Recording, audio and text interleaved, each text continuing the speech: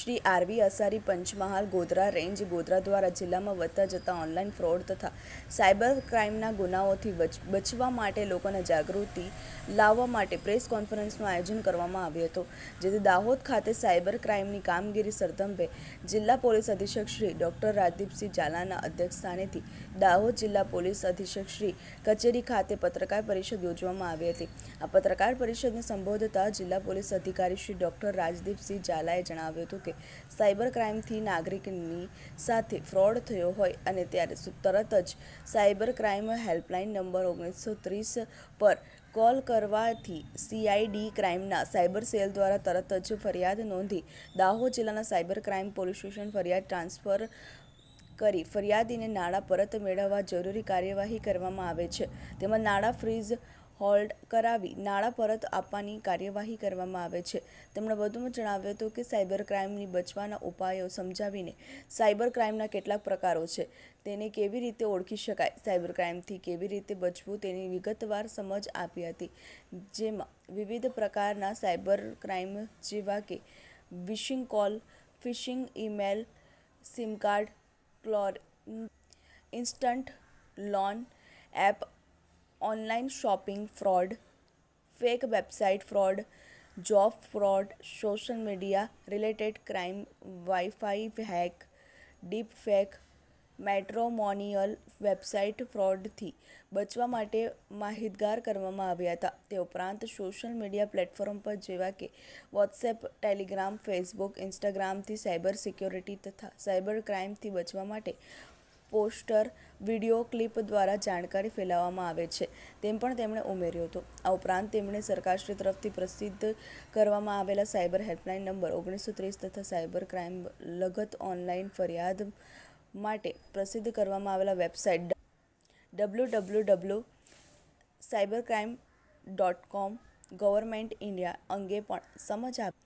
વધુમાં મોબાઈલમાં અજાણી લિંક મેસેજોના રિપ્લાય આપવા નહીં, ફેસબુક, વોટ્સએપ, મેસેન્જર વગેરે સોશિયલ મીડિયા એપમાં અજાણી વ્યક્તિઓ સાથે ચેટિંગ કે વિડીયો કોલિંગ કરવા નહીં, સોશિયલ મીડિયા એપ્સમાં હંમેશા 2 સ્ટેપ વેરિફિકેશન અવશ્ય, અનધિકૃત ઇન્સ્ટન્ટ લોન એપ્લિકેશનો દ્વારા લોન મેળવવાનો હંમેશા કોઈપણ અજાણી વ્યક્તિ દ્વારા બેંકમાંથી બોલતી હોવાની ઓળખ આપી તમારી પાસેથી તમારા બેંકની તથા ક્રેડિટ ડેબિટ કાર્ડની તથા અન્ય જરૂરી માહિતી મેળવી ફ્રોડ કરતા હોય અને કોઈપણ સંજોગોમાં OTP તથા અન્ય માહિતી આપી નહીં। તમારા મોબાઈલમાં કોઈના પણ કહેવાથી રિમોટ એપ્લિકેશનો જેવી કે એનીડેક્સ, ટીમ, વિયોસર વગેરે ક્યારેય ઇન્સ્ટોલ કરવી નહીં। ATMમાં પૈસા ઉપાડતી વખતે તમારો કાર્ડ કોઈ અજાણ્યા ઈસમને આપવો નહીં અને પાસવર્ડ હંમેશા ગુપ્ત રાખવો જેવી અગત્ય બાબતોની જાણકારી આપી હતી। દાહોદ જિલ્લામાં 1665 અરજીઓ અરજદાર દ્વારા કરવામાં આવી હતી, જેમાં કુલ 6,94,30,927નો ફ્રોડ થયેલ અને તેમાં સાયબર ક્રાઇમ દ્વારા 1,54,97,029 હોલ્ફ અંગેની પ્રોસેસ કરવામાં આવી અને તેમાંથી ₹6,20,453 અરજદારોને પરત આપવામાં આવી અને બીજા અરજદારોના ₹23,25,283ની કોર્ટમાંથી હુકમ થયેલ હોય તેઓને પરત આપવાની પ્રોસેસ ચાલુમાં છે। તે ઉપરાંત સાયબર ક્રાઇમની કામગીરી, સાયબર અવેરનેસ, નાણાં પરત રિફંડ જેવી પ્રજાલક્ષી કામગીરી તેમજ લોકોને સાયબર ક્રાઇમ બાબતે માહિતગાર કરવામાં આવ્યા હતા। તાજેતરમાં ગુજરાત પોલીસે સાયબર ક્રાઇમનો ભોગ બનેલા હજારો મધ્યમ વર્ગીય લોકોની પીડાને ઘટાડવા માટે એક મોટો પ્રયાસ કર્યો છે। સાયબર ક્રાઇમની તપાસમાં તેમના સહયોગના કારણે અગાઉ બ્લોક થઈ ગયેલા 28,000 બેંક ખાતાઓ અનફ્રીઝ કરવામાં આવ્યા છે। આ પગલું એ પીડિતોને નોંધપાત્ર રાહત આપશે જેઓ ખોટી રીતે પેમેન્ટ સ્વીકારીને છેતરપિંડીનો ભોગ બન્યા હતા અથવા તો અજાણતા આ પ્રકારની યુક્તિઓમાં ફસાઈ ગયા હતા। રિફંડની રકમ અને હોલ્ડ પર મૂકવામાં આવેલી રકમમાં નોંધપાત્ર ફેરફાર જોવા મળ્યો છે।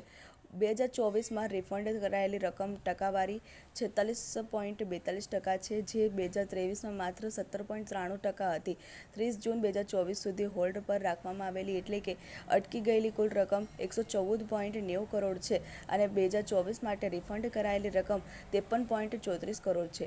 આ તફાવત દર્શાવે છે કે ઓથોરિટીએ સાયબર ક્રાઇમમાં પીડિતોને સમયસર રાહત મળે એ સુનિશ્ચિત કરવા માટે સક્રિય પગલાં લીધા છે।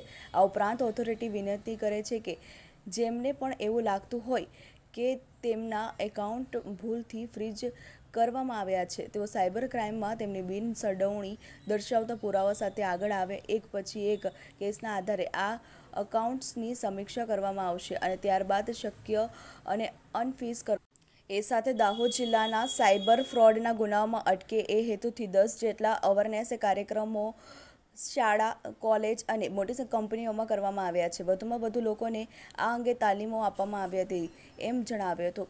વધુમાં મોબાઈલમાં અજાણી લિંક કે મેસેજનો રિપ્લાય આપવા નહીં. ફેસબુક, વોટ્સએપ, મેસેન્જર વગેરે સોશિયલ મીડિયા એપમાં અજાણી વ્યક્તિઓ સાથે ચેટિંગ કે વિડીયો કોલિંગ કરવા નહીં. સોશિયલ મીડિયા એપ્સમાં હંમેશા 2 સ્ટેપ વેરિફિકેશન અવશ્ય રાખવું અને અધિકૃત ઇન્સ્ટન્ટ લોન એપ્લિકેશનો દ્વારા લોન મેળવવાનું હંમેશા ટાળવું. કોઈપણ અજાણી વ્યક્તિ દ્વારા બેંકમાંથી બોલતી હોવાની ઓળખ આપી તમારી પાસેથી તમારા બેંકની તથા ક્રેડિટ ડેબિટ કાર્ડની તથા અન્ય જરૂરી માહિતી મેળવી ફ્રોડ કરતા હોય કોઈપણ સંજોગોમાં ઓટીપી તથા અન્ય માહિતી આપવી નહીં.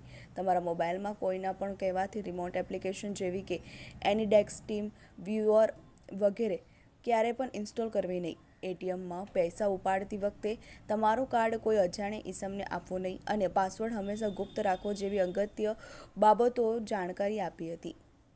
જેની Shaikh TV 18 news Dahod. Cyber crime એ સૌથી ઝડપથી વધતો અને વધારેમાં વધારે નાગરિકોને અસર કરતો ક્રાઇમ છે, જેના અંગે આપ સૌ સુવિદિત છો. આ ક્રાઇમમાં જે નાગરિકો નાણાકીય નુકસાનનો ભોગ બને છે તેના માટે કેન્દ્ર સરકારની 1930ની ફ્રી હેલ્પલાઇન શરૂ કરવામાં આવેલી છે. આ હેલ્પલાઇન પર કોઈપણ નાગરિક પોતાના પૈસા ગુમાવે અને તાત્કાલિક સંપર્ક કરે, જેના આધારે આરોપીના ખાતામાં રકમ ફ્રીઝ કરી દેવામાં આવે અને એ નાગરિકોને પરત આપવામાં આવે. આ પ્રકારની કામગીરી થઈ રહેલ છે, જેમાં મહત્ત્વપૂર્ણ સુધારાઓ ગુજરાત રાજ્ય ડીજીપી સાહેબની સૂચનાઓથી કરવામાં આવેલા છે. આ સુધારાઓમાં મુખ્યત્વે 28,000 જેટલા બેંક અકાઉન્ટ જે અગાઉ કોઈની કોઈ તપાસના ભાગરૂપે પૈસાની લેવડ દેવડની ચેઇનમાં આવેલા હોય સાયબર ક્રાઇમમાં અને ફ્રીઝ કરી દેવામાં આવેલા હતા.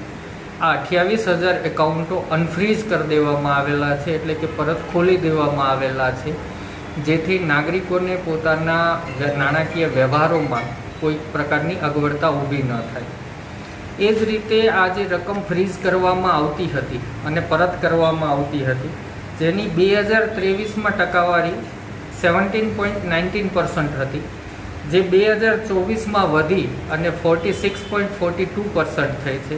આમ જે નાગરિકોના પૈસા જાય છે એને ફ્રીઝ કરાવવામાં આવે છે, પછી નામદાર કોર્ટના હુકમથી નાગરિકોને પરત કરવામાં આવે છે. આમાં ગુજરાત પોલીસે ખૂબ ત્વરિતતા દેખાડી અને 46% જેટલી માતબર રકમ નાગરિકોને પરત આપવામાં સફળતા પ્રાપ્ત થઈ છે. આ ઉપરાંત પોલિસીમાં એક નવો ફેરફાર કરવામાં આવ્યો છે. અગાઉ એવું હતું કે કોઈ પણ સાયબર ક્રાઇમ બને એના લીધે આરોપીનું સંપૂર્ણ અકાઉન્ટ બ્લોક કરી દેવામાં આવતું હતું અને એના પછી પૈસા જે લેયરમાં ટ્રાન્સફર થયા હોય એ તમામ એકાઉન્ટો સંપૂર્ણપણે બ્લોક કરી દેવામાં આવતા હતા.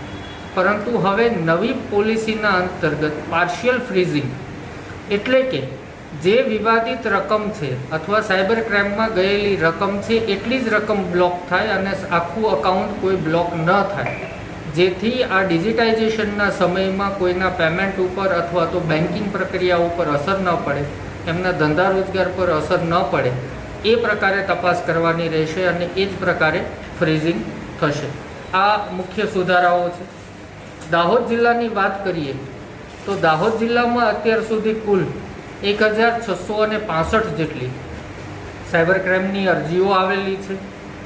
આમાં દાહોદના નાગરિકોએ 6.94 કરોડ જેવી રકમ સાયબર ક્રાઇમમાં ગુમાવેલી છે.